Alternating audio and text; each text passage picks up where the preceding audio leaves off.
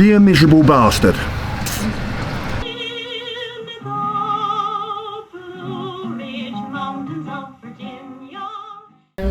Well, you've met her before, haven't they? Met you before, haven't they? Sneaky pants, come on, we're late.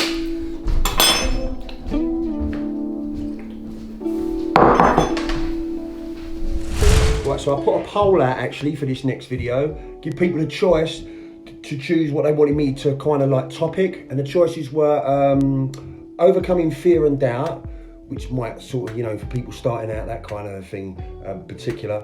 How to flip your mood. So you might have a shoot coming up, or you've got some work or an assignment and you're just totally not feeling up for it, maybe even feeling a little bit down. And the other one was what inspires my work. And so it's the flipping your mood one. That's what we're going to talk about kind of a little bit today. Yeah.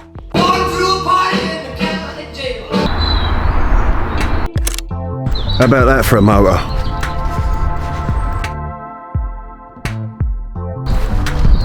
See, I've just been thinking, right? See, this thing about flipping your mood, yeah? Switching your mood, you're not feeling great. The challenge here is that when we are inspired, it's almost like that person who's being inspired is a totally different person to the person that's feeling down, feeling not too good, feeling a little bit kind of out of sorts, right? So the last thing you want to do when you're feeling like shit is to listen to someone telling you this is how you switch your mood. It's almost, have you noticed, it's almost like we've got all of these different personalities up here. Little pigs, let me come in. It's like you might make an agreement with yourself, for example, that tomorrow morning, you know, you're talking to a friend, yeah, and like he really inspires you. Perhaps he's been working out for a while, and you get the idea, maybe it's on a Sunday night, that tomorrow you're going to get up 7 a.m, you're going to go to the gym before work, and you're really inspired to do that. And it's like, then you go to sleep, the next morning you wake up and it's just, it's like it's a completely different person who's waking up to the person that made the agreement with themselves, who's really inspired the night before. Here's Johnny. It's true, isn't it? So how do we deal with that then? Time travel. Time travel's the only way out of this. Your positive you, the you that's inspired, yeah, has to go forward in time and take care of that miserable bastard who wakes up in the morning. So how do you do that?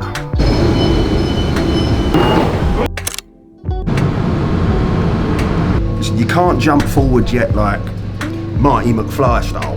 You need a little bit of practice for that. What you've got to do, send yourself a letter, an email, a message, yeah? Anything. Listen, when you're inspired and up for it, you don't really have to make too much effort, do you? When you're not feeling too good though, anything's an effort.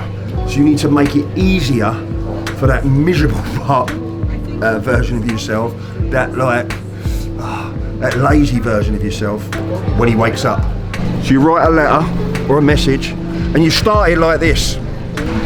Dear miserable bastard. I told you I was going to send you this letter to support you, and I've done it. So the least you can do is get out of bed, get your gear ready, go and do this shoot.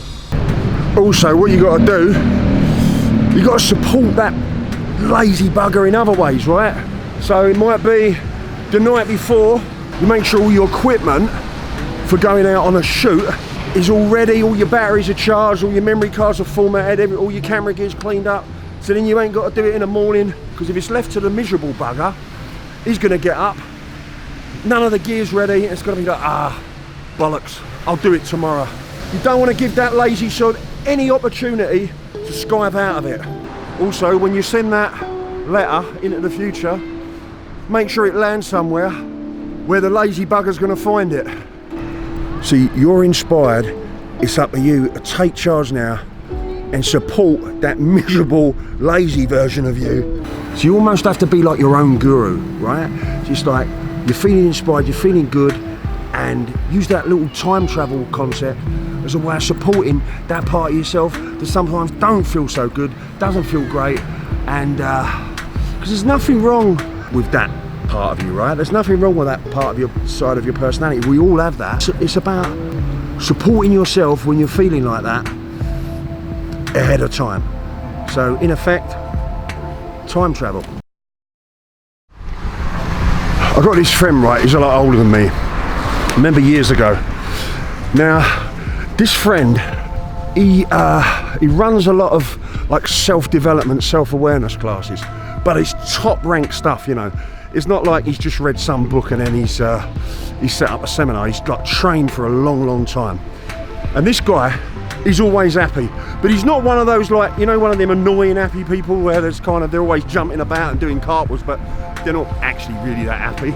No, he's actually really happy. He's one of them people, it's just like, he's almost like a shining light, and it's like when you're around, you want to be around him, you know, because it kind of rubs off. Anyway, I was talking to him this one time, and said to him, why are you always happy? Like, are you always happy? And he said, yeah, why wouldn't I be? I said, yeah, but, you know, he said, well, are you not? I said, well, yeah, I'm happy quite often, but like, not always happy. And he said to me, well, I'll tell you what to do, he said. When you get up in the morning, just try it out, he said. 60 minutes for 1 hour, just do all of the things that you would do if you was like super, super happy.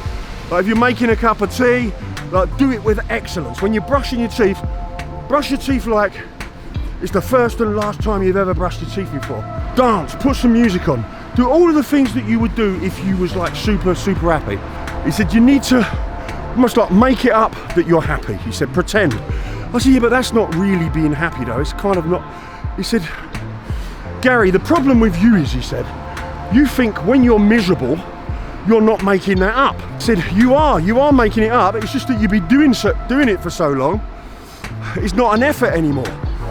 Being happy now is an effort. For a while, till you practice it, like getting up in the morning and feeling happy, it's going to take an effort and it's going to feel a little bit unnatural.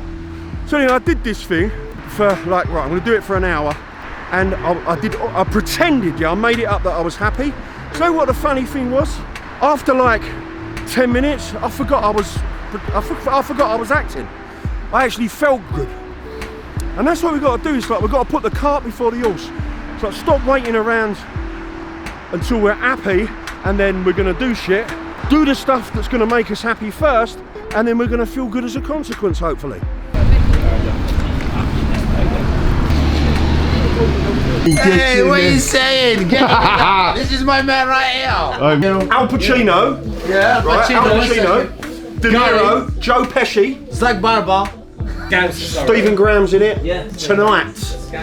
The Irishman. Where's the Christmas party? In here? Yeah, a couple of days before Christmas. What's this? No, what's that? This is from Venice. This is when you don't come around. Let me chase you down the road. Hey, Gotti, can you see me? Yo! Hey, Gotti, yo! I've got to go, I've got to get Sophia. Sit down, man. No, I've got to go. Sit down, Gotti, man. I've got to go, my baby's waiting. Hello. Hello. You look beautiful. So my baby's just doing her own work and then she's off with her mum tonight. And I'll make myself a nice curry and then I'm going to watch The Irishman. I can't wait. So guys, please subscribe to the channel and leave a comment on this video if you can. Give it a thumbs up. All supports me. Thanks a lot guys, and see you on the next vlog. Bye.